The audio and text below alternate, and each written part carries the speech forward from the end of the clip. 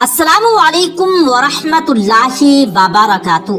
प्यारे दोस्तों, Medina Munawwara में एक नौजवान मुर्दा लड़की से कब्र में जिना करता रहा, फिर कब्र से लड़की की आवाजें आने लगी।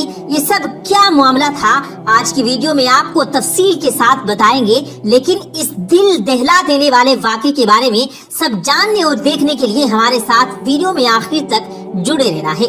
वीडियो में आगे बढ़ने से पहले अगर आपने हमारे इस YouTube चैनल को सब्सक्राइब नहीं किया है तो अभी सब्सक्राइब करें, साथ में लगे बेल आइकन पर जरूर क्लिक कीजिएगा ताकि इसी तरह की मजीद अपलोड होने वाली वीडियोस का नोटिफिकेशन बर वक्त आप तक पहुंचता रहे। प्यारे दोस्तों, जनाबे उमर रदियल्लाहु ताला अन्हु एक मर्तबा मस्जिद नबवी गए। उन्होंने एक नौजवान को देखा कि ज़ारों कतार रो रहा है। हजरत उमर रदियल्लाहु ताला अन्हु ने पूछा, ए नौजवान क्यों रो रहे हो? नौजवान ने कहा, मुझसे एक बहुत बड़ा गुनाह हो गया, अब मुझे डर है कि मेरा गुनाह माफ होगा या नहीं, मैं इसलिए रो रहा हूँ। हजरत उमर रदियल्लाहु ताला अन्हु ने फरमाया, कोई बात नहीं, मेरे साथ चलो, मैं नबी करीम सल्लल्लाहु अलैहि वसल्लम की खिदमत में अर्ज करता हूँ, वो आपके लिए शिफात करेंगे और गुनाह माफ हो जाएगा। चुनांचे वो नौजवान नबी करीम सल्लल्लाहु अलैहि वसल्लम की खिदमत में रोता हुआ आया। नबी करीम सल्लल्लाहु अलैहि वसल्लम ने उसको रोता हुआ देखा तो पूछा, नौजवान तुम क्यों रोते हो, तुम्हें क्या हो गया? उसने अर्ज किया, मैं क्यों ना रोऊं, हालांकि मैंने ऐसे ऐसे गुनाह अंजाम दिए कि अल्लाह उनकी वजह से मुझे जहन्नुम में भेज सकता है।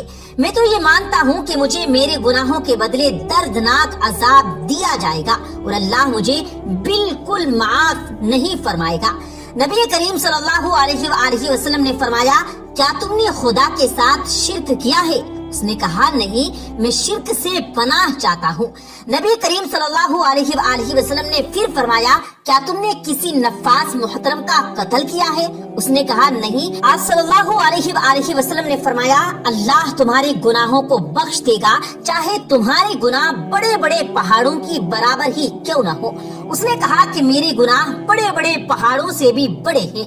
उस वक्त पैगंबर इस्लाम सल्लल्लाहु अलैहि वसल्लम ने फरमाया, अल्लाह तेरे गुनाहों को जरूर बख्श देगा, चाहे वो सातों जमीन, दरिया, दरख्त और जमीन में दूसरी मौजूदात के बराबर ही क्यों न हो। बेशक तेरे गुनाह काबिले बख्शिश है, चाहे आसमान, सितारों और अर्श व कुर्सी के बराबर ही क्यों न हो। उसने अर्ज किया, मेरे गुनाह इन तमाम चीजों से भी बड़े हुए हैं। आप सल्लल्लाहु अलैहि वसल्लम ने गुस्से के आलम में उसे देखा और फरमाया, नौजवान तेरे ऊपर अफसोस है, क्या तेरे गुनाह ज्यादा बड़े हैं या तेरा खुदा?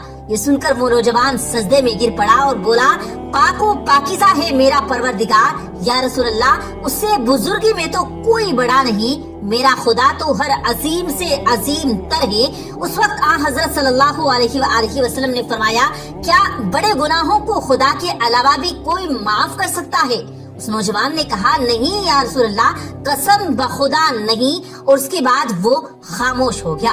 पैगंबर इस्लाम सल्लल्लाहु अलैहि वसल्लम ने फरमाया, ए नौजवान, क्या तुझे अपने गुनाहों में से किसी एक गुनाह के बारे में बता सकता है? उसने कहा, क्यों नहीं, मगर मुझे आपसे शर्म आती है। आप सल्लल्लाहु अलैहि वसल्लम के दोबारा पूछने पर उसने बताया कि मैं 7 साल से कब्रों को खोलकर मुर्दों को बाहर निकालता हूँ, उनका कफन चोरी कर लाता हूँ।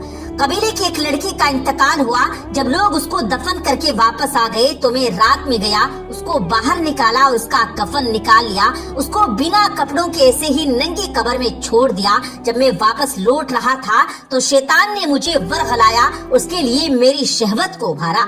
उस लड़की के बदन और खूबसूरती ने मुझे अपने जाल में फंसा लिया, यहाँ तक कि मेरा नफ्स गालिब आ गया और वापस लौटा और जो काम नहीं करना चाहिए था, अल्लाह अकबर, वो काम कर बैठा। उस वक्त गोया मैंने कब्र से उस लड़की की आवाज सुनी कि ए नौजवान, कयामत के दिन अल्लाह की तरफ से तुझ पर वाय हो, जिस दिन मुझे और तुझे अल्लाह की बारगाह में पेश किया जाएगा। हाय, तूने मुझे मुर्दों के दरमियान नंगा कर दिया, मुझे कब्र से निकाला, मेरा कफन ले चला, मुझे जनाबत की हालत में छोड़ दिया। मैं इसी हालत में कयामत के दिन हाजिर की जाऊंगी। वाय हो तुझ पर जहन्नुम की आग। یہ سن کر پیغمبر اسلام صلی اللہ علیہ وآلہ وسلم نے بلند آواز میں پکارا، اے فاسق، یہاں سے دور چلا جا، تو جہنم کی آگ سے کتنا نزدیک ہے، یہاں سے دور چلا جا۔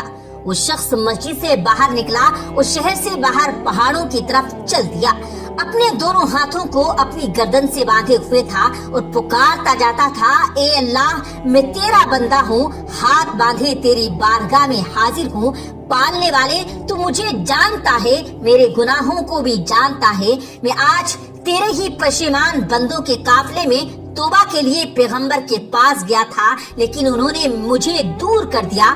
پالنے والے، تجھے تیری عزت و جلال اور سلطنت کا واسطہ مجھے نا امید نہ کرنا، اے میرے مولا، میری دعا کو رد نہ کرنا اور اپنی رحمت سے مایوس نہ کرنا۔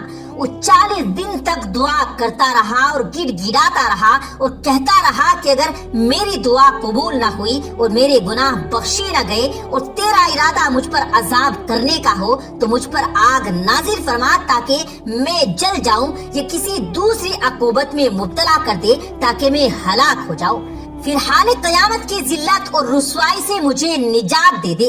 چنانچہ اس موقع پر نیچے بتائی گئی آیات نازل ہوئی اور اللہ تعالیٰ نے فرمایا، اور وہ یہ لوگ ہیں کہ جب کوئی نمایاں گناہ کرتے ہیں یا اپنے نفس پر ظلم کرتے ہیں تو خدا کو یاد کر کے اپنے گناہوں پر استغفار کرتے ہیں، اور خدا کے علاوہ کون گناہوں کو معاف کرنے والا ہے، اور اپنے کیے پر جان بوجھ کر اصرار نہیں کرتے۔ یہی وہ لوگ ہیں جن کی جزا مغفرت ہے اور وہ جنت ہے جس کے نیچے نہریں جاری ہیں، وہ ہمیشہ اسی میں رہنے والے ہیں، اور عمل کرنے کی یہ جزا بہترین جزا ہے۔ پھر آپ صلی اللہ علیہ وآلہ وسلم کو یہ پیغام بھیجا گیا کہ اللہ تعالیٰ فرماتے ہیں کہ میں اپنے بندے کی توبہ قبول کر چکا ہوں، آپ بھی اس پر نگاہیں شفقت فرمائیں۔ پھر حضور صلی اللہ علیہ وآلہ وسلم نے اس نوجوان کو بلا کر اس کی توبہ قبول ہونے کی بشارت سنائی۔ پیارے دوستو، اسی طرح کا ایک اور واقعہ ہم آپ کو سناتے ہیں۔ ایک بزرگ جن کا نام ابو اسحاق فزاری ہے، آپ فرماتے ہیں کہ ایک شخص اکثر ہماری محفل میں آیا کرتا تھا، اس کا آدھا چہرہ ہمیشہ چھپا رہتا۔ ایک مرتبہ میں نے اس سے دریافت کیا، تم اپنا آدھا چہرہ کیوں چھپا رہے ہو، اس کی کیا وجہ ہے، اس راز سے آگاہ کرو۔ اس نے کہا، اگر آپ امان عطا فرمائیں تو میں اپنا معاملہ بتاتا ہوں۔ میں نے کہا، بتاؤ اصل معاملہ کیا ہے۔ اجازت ملنے پر اس نے اپنی داستان اس طرح سنائی کہ میں کفن چور تھا، میں نے کئی قبروں سے کفن چرائے، جب بھی کسی نئی قبر کے بارے میں معلوم ہوتا تو میں فوراً وہاں پہنچ کر کفن چرا لیتا۔ ایک مرتبہ ایک عورت کا انتقال ہوا، جب اسے دفنا دیا گیا تو میں رات کو قبرستان میں پہنچا، قبر کھودنا شروع کر دی۔ جب لکڑی ہٹا کر کفن کی چادر نکالی اور دوسری چادر کھینچنے لگا تو اچانک اس عورت کے بے جان جسم نے حرکت کی اور چادر کو تھام لیا۔ میں نے کہا، تمہارا کیا خیال ہے کہ تم مجھ پر غالب آ جاؤ گی؟ ایسا ہرگز نہیں ہو سکتا۔ یہ کہہ کر میں گھٹنوں کے بل بیٹھ گیا اور پورے زور سے کفن کھینچنے لگا۔ مری ہوئی عورت نے ایک زوردار تھپڑ میرے چہرے پر مارا۔ درد کی شدت سے میں بے قرار ہو گیا اور میرے چہرے پر بہت زیادہ جلن ہونے لگی۔ یہ کہہ کر اس کفن چور نے اپنے چہرے سے کپڑا ہٹایا تو اس کے گال پر انگلیوں کے وہ واضح نشان بالکل واضح تھے۔ میں نے کہا، اچھا پھر کیا ہوا؟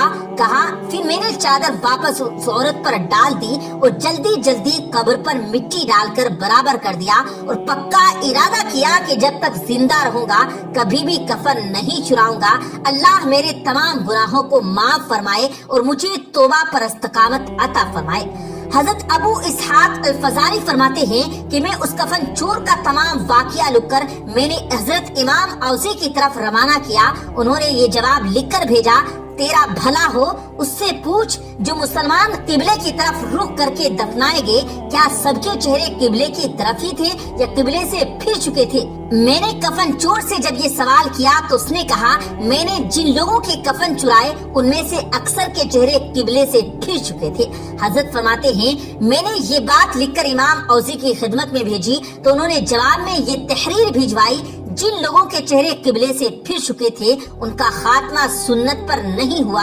اللہ ہمیں اپنی حفظ و امان میں رکھے، ہمارا خاتمہ آپ صلی اللہ علیہ وآلہ وسلم کی سنت پر فرمائے اور ہمیں مرتے وقت کلمہ طیبہ نصیب فرمائے اور ہمارے تمام گناہوں کو معاف فرمائے اور ہمیں آگے گناہوں سے بچنے کی توفیق عطا فرمائے، آمین ثم آمین۔